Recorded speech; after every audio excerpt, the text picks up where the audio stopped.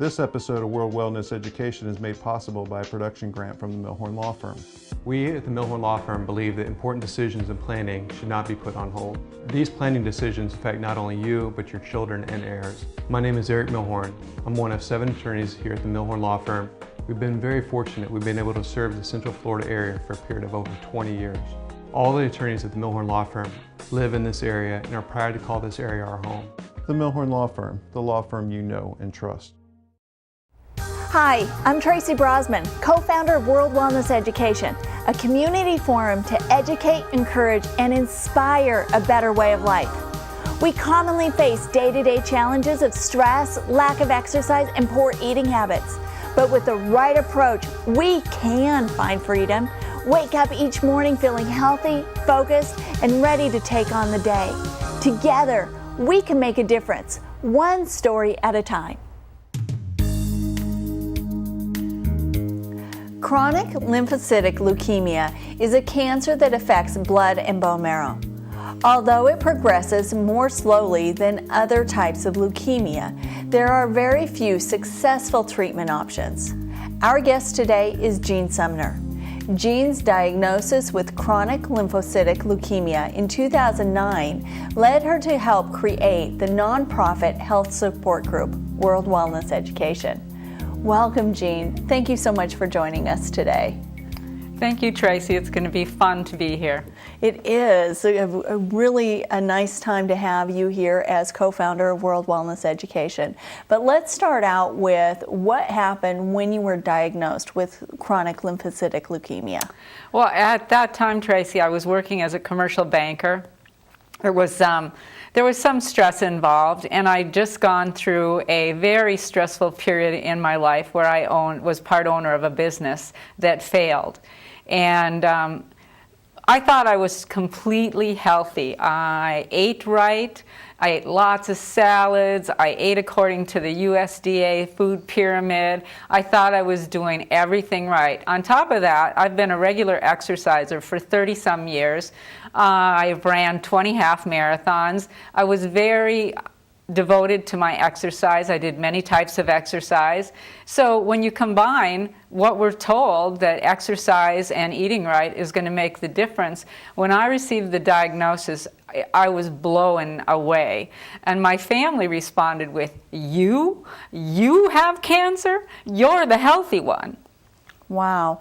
So then they probably said, well, if you've got cancer, then what's the point of me being healthy, right? Exactly, exactly. So what did you do next? The first thing that I did was completely go into a depression for about 2 hours. I'm not the kind of person that's going to think that way very long. I was going to say, only 2 hours. My husband and I sat on our lanai and cried and said, I always thought I was going to outlive you. And so we had this long conversation, and we called a few people, and it's amazing what that C word does to people. Absolutely amazing. But after a couple hours of that, I thought, well, you know what? I know this isn't right. I know that there is a cure. I know there's a way to heal this. Even though what I had been told was that there was nothing that the physicians can do. And when you start having symptoms, they can manage your symptoms, but there is nothing they can do for chronic lymphocytic leukemia. So that was kind of a depressing because, at first you go into the fact that I can't do anything. What am I supposed to do? So after going through that little depression, I started doing research on the internet. I didn't find a lot of stuff. I found a lot of the same stuff that, it's not curable. There was some stuff in there about, in the area of 3 to 10 years it would take before you would be seriously ill. So that, kind of was eating at me a little bit. I didn't like having that diagnosis, and I wanted to change it. I wanted to fix it. I've always been the fixer in the family, and I wanted to fix this. So what did you do then? I started, meeting with people. As a banker, I was already meeting with a lot of people, and I happened to have lunch with a commercial realtor. She was kind of the first person to start leading me, and it turned out she had been diagnosed with the cancer and had done an awful lot of different things. So she gave me a book. The book was called The Cancer Battle Plan. Now, it was not about chronic lymphocytic leukemia. And what I've learned over the course of the last 3 years is that the cancer is cancer. And so from the natural improving your body so your body can fight it, your body doesn't care what kind of cancer it is. So I read this book. It was about a woman who had breast cancer. She had gone through all the traditional therapies and was told that the doctors could do no more. And they told her to go home and get her affairs in order. She went home, and fortunately somebody in her life knew a nutrition, and she started learning about what food can do to your immune system and how you can actually heal, yourself. And so what she did was there was 4 steps that I recall that she did. One was she became a vegetarian immediately. Mm-hmm. She gave up all sugars. She was taking something called KYO Green, which is like a barley grass drink, and she did coffee enemas. And I read the book and I thought, I can do some of those things, so I'm going to just start doing those things. So I became a vegetarian and started taking the green drink. And Easy-Act tea was another one, which was an Ojibwe formula for healing. So I started doing that, and my first blood test after that was about the same, so there was not a big change. And I thought, okay, I want this to go away, and I want it to go away now, so I kept searching. The next thing that happened to me was I was having lunch with Jim Miller, who is a commercial realtor here in Leesburg. And Jim was telling me his story, and he had non-Hodgkin's lymphoma. Well, I think we've even done a show about Jim. And yes, we have. So he had a whole protocol that he followed, and basically his body healed completely. And after, one of the main things that he had done was not only be a vegetarian, but eat all of his food raw. Because when you eat raw food, there's still enzymes in it, and the enzymes help you digest it. And if it's digested well, it gets into the cellular structure, so you heal. So I thought, well, I can do that. I can eat salads for the rest of your life. I can eat salads for the rest of my life. But I soon discovered that when you look into eating raw, that there is just about any recipe you can think of. I mean, I've had raw pumpkin pie, which was delicious. I've had raw lasagna. I've had raw marinara sauce over noodles, and it was all raw. So, once I realized that, then I set a goal to try a new recipe every week, which I still do, trying to find really good and fun raw foods. So that was a big change at that point. Why did they say that you needed to eliminate sugars? Sugar actually feeds cancer. And so it doesn't matter if it's natural sugar or if it's, a tablespoon of sugar. So one of the things that Jim's diet included was no fruit, no tomatoes because they have a lot of sugar in them, no carrots because they have a lot of sugar in them. So you kind of stuck with the greens, a lot of the kale and the Swiss chard and the green vegetables they're the real healers. Wheatgrass. Yes, Jim's protocol also included 3 ounces of wheatgrass every morning, and he actually grows wheatgrass and has it all over his house growing. It's really beautiful, and so he still juices after, I think it's more than 5 years, he's still juicing wheatgrass every day. How did you come to form World Wellness Education? It was one morning at 7:30 a.m. and I was listening to a speaker about Rotary, and he had passion about Rotary. And he was telling his story, and here I am, fresh makeup, 7:30 in the morning, bawling my eyes out because his story was so incredible. And I sat there and I thought, Rotary does not do that for me. I want something that does that for me. So as I sat there, the concept of world wellness came into my head. And I got out of that meeting and I called Tracy, and I said, Tracy, I just got this idea and I think it's fantastic. And Tracy's on an airplane, which I didn't know, and they're just about to take off, and she's very abrupt with me, and I got off the phone and I said, oh no, I don't think it's a good idea. Tracy didn't like the idea. Well, Tracy gets to think about this idea, her 3 hours on the airplane, and when she got off the plane, she called me and she was all excited about the idea. And from there we started working together, and every day was a new challenge and a new adventure, and it just keeps on going. I remember that. But with World Wellness Education, just tell us a little bit about what your thoughts are and where you would like to see that go. I was not finding information that I wanted to find on the internet.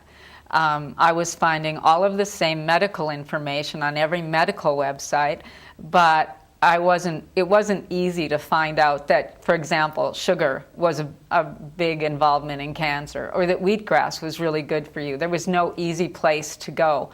And I've always believed that stories were the way that people would remember what they learned. And so when I first came up with the idea, I remember telling Tracy that we need to do this in story format. So we need to, like we're doing today, share my story, because people remember stories, stories move people, and stories are how history was, moved from generation to generation for most of the lifetime of this earth.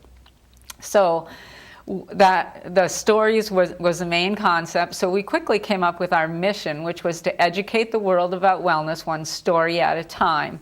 And if you've watched our show before, you've seen a lot of different healing stories where people have gone from sickness to wellness, and they have used just about every method you can think of to do that. What things have changed over the last 3 years as you have found out more about health and wellness? Well, for me, I think probably the biggest change has been diet. As I read what alternative practitioners are advising, and what the gurus of health and wellness are advising, the sugar was a big one. Get rid of sugar. Mm-hmm. Eating raw was huge. So basically my diet is fruits, vegetables, seeds, and nuts. And that may sound boring, but I'll tell you what, you can make one whale of a pie crust out of nuts. And it's just, there isn't anything that we eat traditionally that you can't make raw. And it will taste delicious because you get the real flavor of the food. When you cook food, you change the flavor. So you're getting that absolute real flavor of the food. The other thing is eating organic. I try to eat as much organic as possible. Sometimes it's difficult to find that item that you want organic, but probably 90 to 95% of the food that I eat is organic, which also tastes better. So you're getting these really great flavors in the food. I've done a lot of things for stress relief because yeah, I noticed that you didn't have a lot of ways to relieve your stress before the diagnosis. No, exercise can be a form of stress relief, but I don't think I was using it as stress relief, because for me it was, I have to get out there and run today. I have to do this. I have to do that. Knew that I was getting that 50 minutes of exercise every day. It might have been adding more stress. It was probably more stressful. So as I met people and talked to people and learned about things, I learned about meditation. And I started doing meditation. The first time I did meditation, it was really weird. It's like, okay, what am I supposed to do? And I'd read that you focus on your breathing, so I'm focusing on my breathing. And my cheeks are getting hot and tingly. And I thought, oh, I like that feeling, which was great because it was a great encouragement to continue to meditate. Now I get tingly all over when I meditate, and it's such an awesome feeling. I couldn't give up meditation. Now I'm addicted to meditation. So I did a lot of that. And then I had heard from another source that the infrared sauna was really good, because another big part about getting well is to get the toxins out of your body. We are just, we're hit with toxins every day. There's chemicals in our toothpaste, there's chemicals in our food, there's chemicals in the lotion you put on your body. And when you put something on your body, it takes 28 seconds to get to your organs. Wow. So it's like if you're putting something on your body, it better be something you're willing to put in your mouth, because that's where it's going. And most of the time it says harmful if ingested.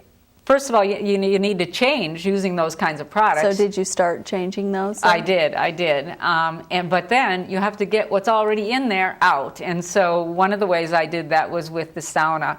Well, being a type A personality, I managed to get meditation CDs that I put in the CD player in the sauna. So I meditated and did the sauna at the same time. So I multitasked at relaxation.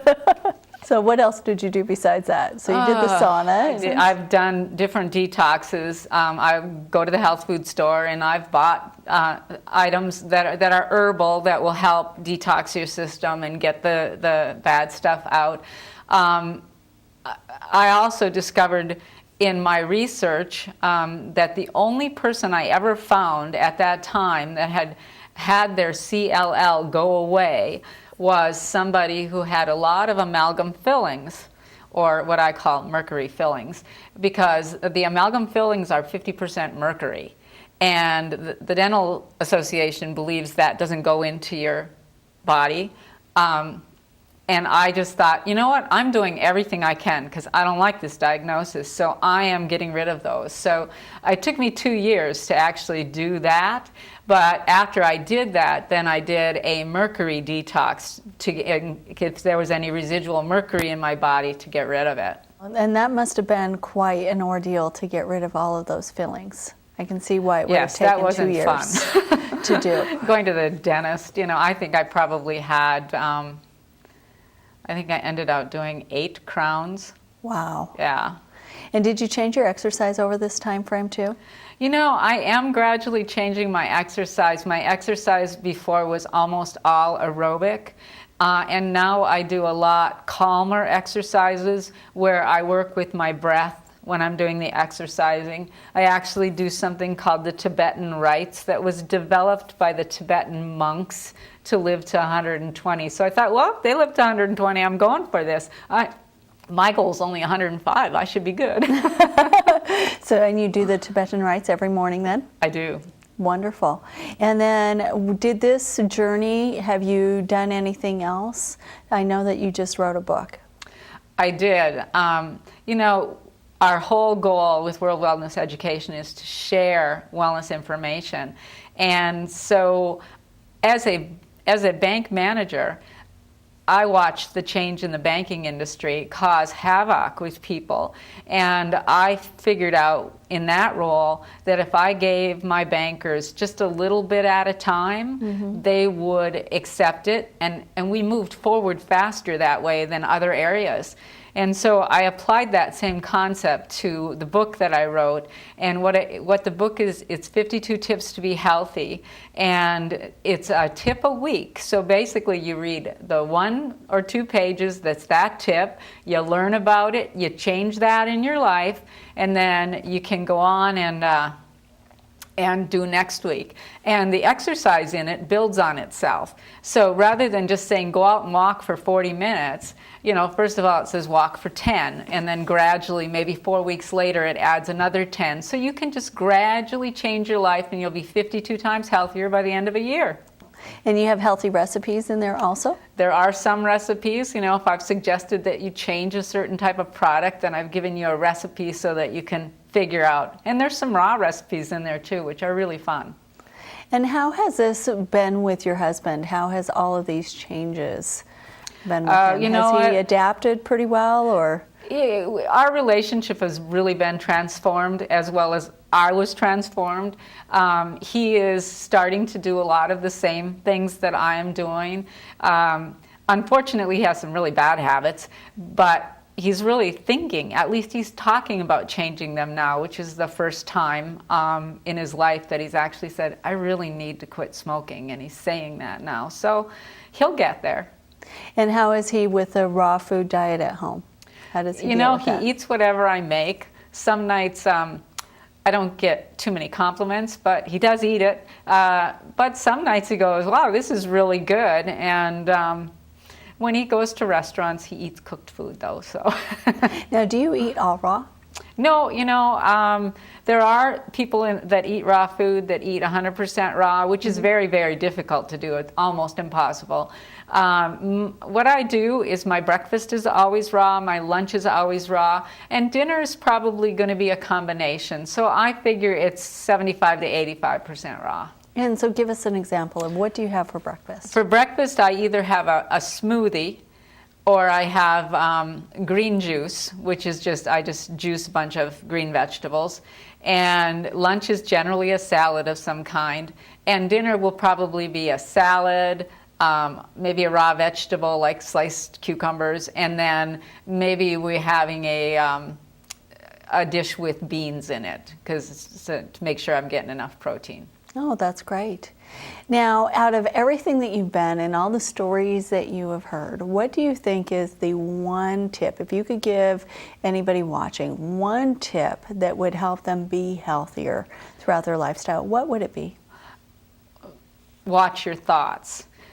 Everything that I've seen with each of the stories that we've had on our conference calls, on our television show, in our club meetings, on the radio, every story comes down to, if you believe it, it's so. If you believe that a raw food diet's going to take care of whatever it is that ails you, it will. If you believe that the pharmaceutical drug that you're taking is going to heal you, it will. So it is really, really what you believe, and I'm finding that out more and more every day, that you have to watch your thoughts. And it's kind of hard to control our thoughts. We have over 50 or 60,000 thoughts each day, and a lot of them are very repetitive, and some of them aren't exactly beneficial to our health. But the easy way to do that is to measure how you feel. If you feel good, if you feel happy, you feel peace and joy, your thoughts are probably pretty good. Yeah. So, think about your feelings a couple times a day. Tune in and say, how do I feel right now? And that really changes the way you think. And are there any other tips or tools that you have found throughout this process that have helped you with your thinking? Meditation, absolutely. Meditation and spirituality have just transformed me. Wow. So it comes back to meditation. It does. Wonderful. Well, Jean, thank you so much for being on our show today. I really appreciate it. You've shared a lot of wonderful information with us. And if people would like to get your book, how would they do that, or get in contact with you? The book is at Amazon.com. It's called 52 Tips to Be Healthy by Jean Sumner. And my phone number is 352-459-1655. And I would love to have if people call me if they have questions about my journey. Thank you so much. Really appreciate it. You're welcome. And thank you for watching. Together we make a difference, one story at a time. You can find out more information about World Wellness Education at worldwellnesseducation.org.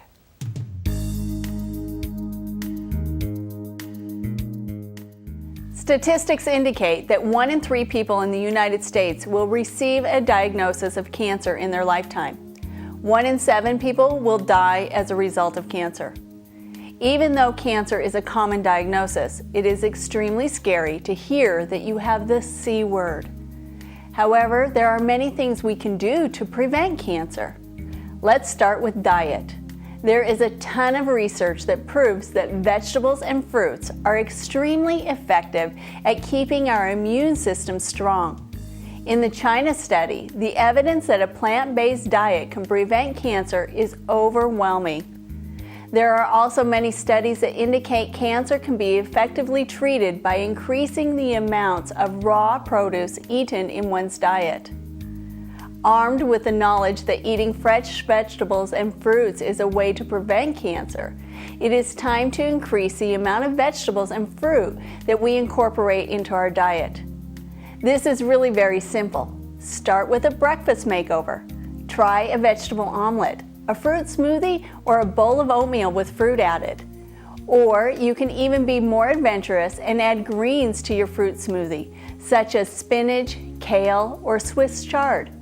With this breakfast idea, you are getting both fruits and vegetables for breakfast. Increasing the vegetables you eat for lunch can be fairly simple when you eat a salad. Most restaurants have green salads on their menu, and at home you can combine just about any vegetables to make a great salad. If you are eating fast food, try a veggie sub or a veggie pizza. Add some raw vegetables to your plate when you are having a sandwich, or enjoy vegetable soup. See how easy this can be? Snacks also can impact the amount of fruits and vegetables you eat each day. Ideas for snacking include a piece of fruit, celery with peanut butter, carrot sticks, chips with salsa or guacamole, frozen grapes, veggies and veggie dip. You can also try dried fruit like raisins, apricots, and prunes. Be creative and search the internet for more fun snacking ideas that include fruits and vegetables. A simple change with dinner can make a lot of difference in the amount of vegetables you get each day. Always start dinner with a small salad. Add a second vegetable to the meal, or add vegetables to the sauce you are making. For example, if you are making spaghetti sauce, saute tomatoes, onions, green peppers, and add these to your sauce. Have fruit for dessert. Grilled peaches or pineapple for a very enjoyable end of your meal.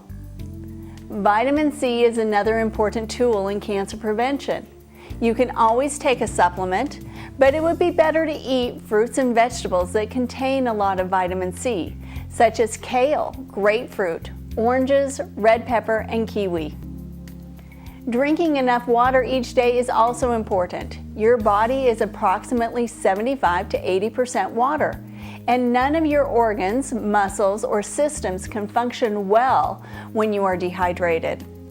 A good rule for the amount of water you should drink daily is your weight divided by 2 in ounces. An example is a 120-pound person should drink 60 ounces of water per day. Experts in the study of nutrition and disease suggest that people who are diagnosed with cancer need to be more aggressive with their diet.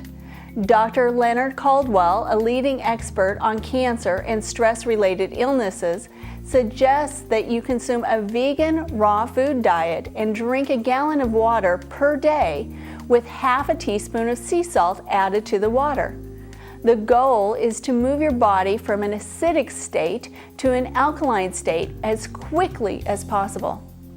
When all is said and done, prevention of cancer is not difficult. Just remember what your mom told you. Eat your fruits and vegetables. This information is not meant to be medical advice. No action or inaction should be taken solely on the contents of this information. Instead, you should consult appropriate health professionals on any matter relating to your health and well-being. Thanks for joining us. Remember, you can catch this show each week on Lakefront TV. To find out more about World Wellness Education, check out our website at worldwellnesseducation.org.